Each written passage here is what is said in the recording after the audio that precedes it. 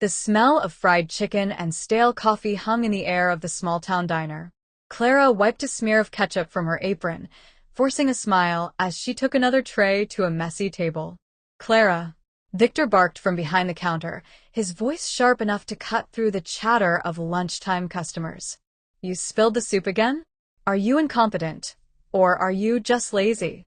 Her cheeks burned as heads turned. The laughter of a few nearby customers pierced her pride. Clara's hands trembled, the tray nearly tipping over. "I am sorry, sir," she stammered, her voice barely above a whisper. "Sorry doesn't cut it," Victor snapped. "Pack your things. You're done here." The room went silent. All eyes were on her as she stuffed her apron into her bag. The humiliation was complete. She wanted to vanish, to disappear under the floor. As Clara stepped out into the chilly street, a strange mix of anger and shame bubbled inside her. The neon sign of the diner flickered above, mocking her failure. She walked aimlessly, unsure where to go, the town suddenly feeling colder than ever. But little did she know, this was only the beginning. Clara wandered through the quiet streets of her town, the echoes of Victor's laughter still ringing in her ears. The small shops and cafes she had passed countless times now seemed like strangers, indifferent to her pain. She sank onto a cold bench in the town square, her bag beside her, and let the tears come. The world felt heavy, her dreams of one day owning a restaurant slipping like sand through her fingers. She hugged her knees, wishing she could vanish from the judgmental eyes that haunted her memory. A soft breeze rustled through the trees, carrying the faint aroma of fresh bread from a nearby bakery. Clara lifted her head and watched the baker laughing with a customer. She envied their warmth, their connection, wishing for a life where she could feel pride instead of shame. "Why does this always happen to me?" she whispered to herself, the words lost in the hum of the town. Suddenly, a shadow fell across her. Clara looked up and saw a man standing there, offering her a small bottle of water. His expression was calm, kind, and curious. "You're Clara, right? I saw what happened at the diner," he said softly. "I know it's hard, but sometimes being pushed down is the first step to something greater." Clara blinked, unsure what to say. Was this stranger sincere? Or just another person who would leave her alone? As he turned to leave, he dropped a card on the bench. Clara picked it up. Written in neat letters were just 3 words. "Believe in yourself." She stared at the card, heart pounding. Something told her this wasn't the end of her story, it was the start. The next morning, Clara sat on the edge of her small bed, staring at the card the stranger had left her. "Believe in yourself." The words seemed to glow in the dim morning light, filling her with a flicker of something she hadn't felt in months: hope. She wandered through the town, hesitant but curious, until she found herself outside a cozy, sunlit cafe she had passed countless times, but never entered. The scent of freshly baked bread and coffee beans filled the air, warm and inviting. Inside, she noticed a man arranging pastries on the counter. Neat, confident, and with a kind smile that put her at ease. He glanced up, meeting her eyes, and nodded slightly, as if recognizing the weight she carried. "Looking for a fresh start?" he asked, his voice calm and encouraging. Clara's throat went dry. I don't know," she admitted. "Sometimes the first step is simply showing up," he said. "I see potential in people who've been knocked down. There's something about your energy. I think you could do amazing things if you let yourself try." Clara blinked, unsure if she had heard right. Who was this man, and why was he speaking to her like he believed in her more than she believed in herself? He handed her a small notebook. "Take this. Jot down your ideas, your dreams. And when you're ready, come find me. I can help you turn them into reality." Her heart raced as she clutched the notebook. For the first time in weeks, she felt a spark ignite inside her, a whisper that maybe, just maybe, her story wasn't over. As she left the cafe, notebook in hand, the bell above the door jingled softly behind her.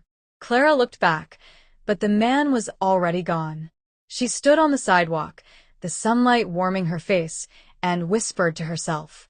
Weeks passed, and Clara's small apartment was filled with the faint aroma of fresh herbs and notebooks stacked with sketches of restaurant layouts, recipes, and business ideas.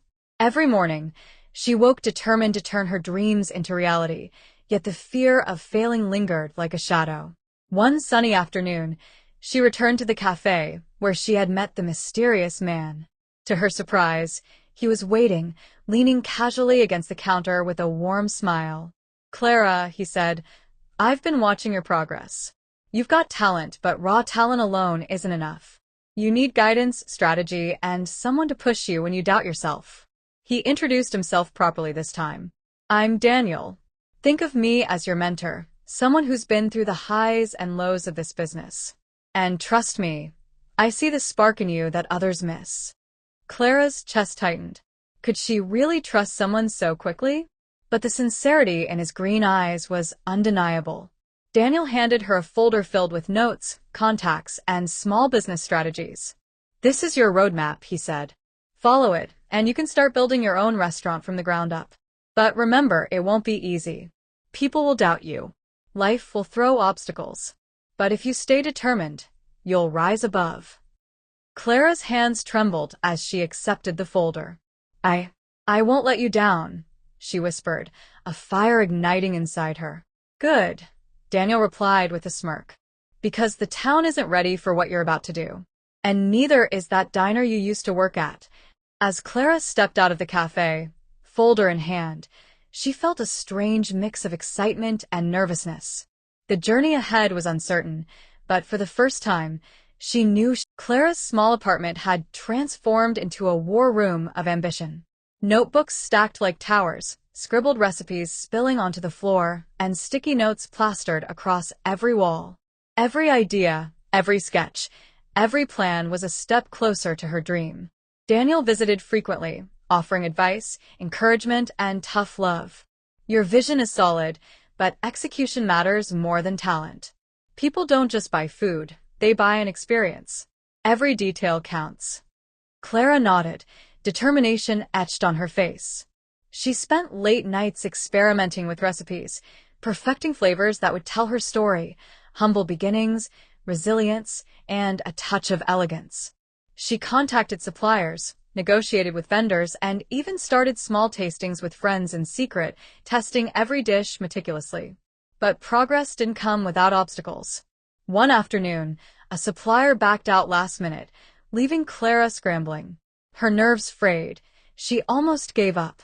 "Clara," Daniel said firmly, placing a hand on her shoulder, "this is exactly the moment that defines you. Every setback is an opportunity. Think bigger. Be smarter. Don't quit." Taking a deep breath, Clara reworked her plan, found a new supplier, and even added a signature dish that would later become the talk of the town.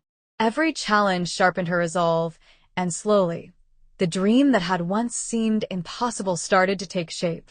One evening, as she cleaned her tiny kitchen, Clara paused and looked at the sticky notes on her wall.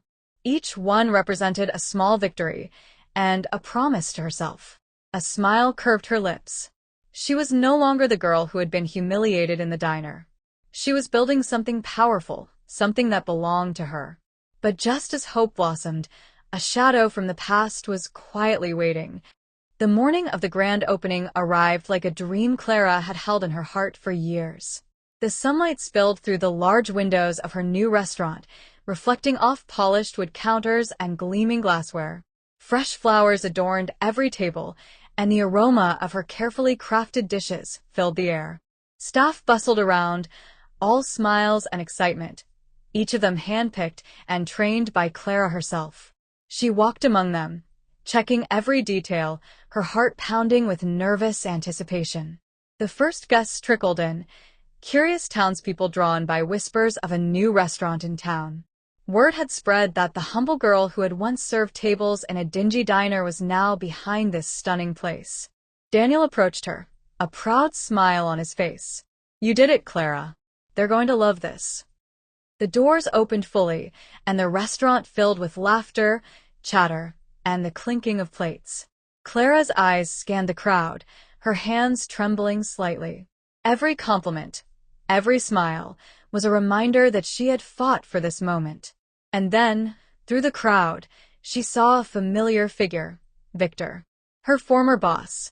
Standing at the doorway, eyes wide in disbelief, he seemed frozen in place. Clara's heart skipped a beat. The person who had humiliated her months ago was now a guest at her restaurant. A hush fell over her for a moment. The moment she had worked for, dreamed for, and fought for was about to collide with the past. Victor approached slowly, his polished shoes clicking against the floor. Clara stood tall, every ounce of doubt replaced by confidence and grace. Well, Victor said, trying to mask his shock with a smirk. I never thought I'd see you here running a restaurant of your own. Clara smiled, calm and steady. I didn't just run a restaurant, Victor. I built something that matters. Something you'll never understand because you only ever cared about yourself. The room seemed to hold its breath as she continued. The girl you humiliated? She's the reason this place exists. And now, she's the owner. Victor's jaw tightened. He had no words. The staff and townspeople, who had once seen Clara as timid and weak, now looked at her with admiration and respect.